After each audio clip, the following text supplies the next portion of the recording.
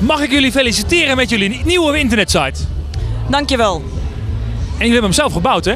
Ja, we hebben altijd gezegd, we doen alles zelf. Behalve de website hadden we nog niet zelf gemaakt. En ik denk nou, ik duik er gewoon in. Het heeft me een hele zondag gekost. Wel leuk trouwens, ik was hartstikke moe, maar hij staat erop. En jij hebt wat anders gedaan, hè? Want ik zag inderdaad een nieuw hebben dingetje.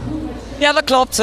Ik ben de hele dag bezig geweest met plakken. Dus je kunt wel zien, het is gewoon een centimeter met een beetje reclame van ons op. Ja, jij begint te lachen, maar je kunt hem ook netjes op je bureaublad zetten.